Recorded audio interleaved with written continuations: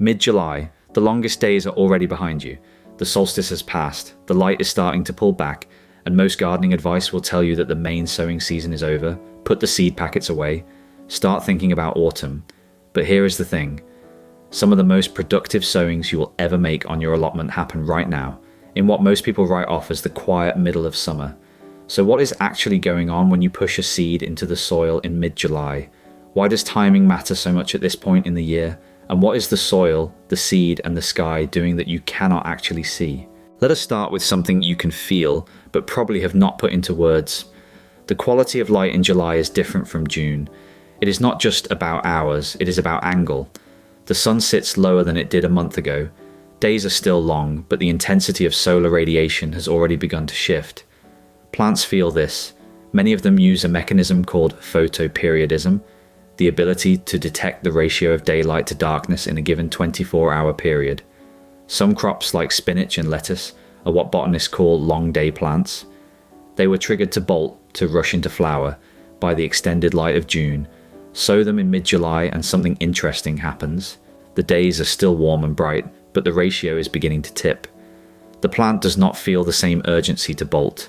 You get a much better chance of a leafy, useful harvest rather than a bitter, flowering mess. This is why mid-July sowings of salad leaves so often outperform June sowings. The light is doing something for you that no amount of watering or feeding can replicate. The soil in mid-July is warm, deeply warm, not just at the surface. After weeks of summer heat, that warmth has penetrated down through several centimeters. And warmth is everything for germination. Seeds do not germinate in response to water alone. They need temperature. Most vegetable seeds have what is called a base temperature, the minimum soil temperature below which germination simply will not happen. French beans want at least 16 degrees. Courgettes prefer 18 or higher. In May, even a warm spell is often undone by a cold night pulling the soil temperature back down. In mid-July, that risk is far lower. The soil holds its warmth overnight. Germination can be faster, more even, and more reliable than it was in spring. You are not fighting the season. The season is actually working with you, perhaps more than at any other point in the year. So what belongs in the ground right now?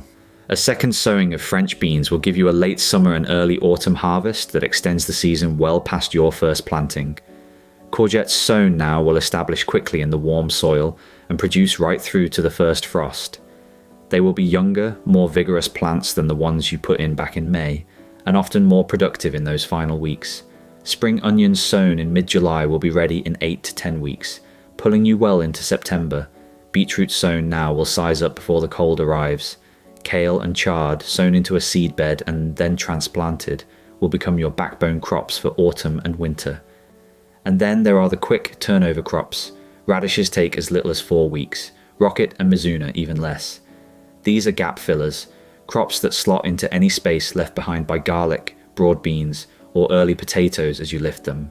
Here is what mid-July sowing always involves, a calculation. You are not just sowing into warmth, you are sowing against time. Every crop has a days to maturity figure, the number of days from sowing to harvest under good conditions. French beans are roughly 60 days, beetroot can be 55 to 70, depending on variety. Courgettes, around 50 to 60. Count forward from now, and you run into October. In many parts of the UK, the first significant frosts arrive in mid to late October, some years later, some years earlier. The gamble is real, but it is a calculated one, and allotment growers who understand this window use it to great advantage every single year. The key is to choose varieties with shorter days to maturity wherever possible. Check the back of the packet, those numbers are not decorative, they are your planning tool. Mid-July is not the end of the sowing season. It is a window, warm soil, shifting light, and a clear run to the first frosts. That rewards the grower who understands what is happening beneath the surface. Choose your crops carefully, check your days to maturity, and sow now while the conditions are still on your side. So, over to you.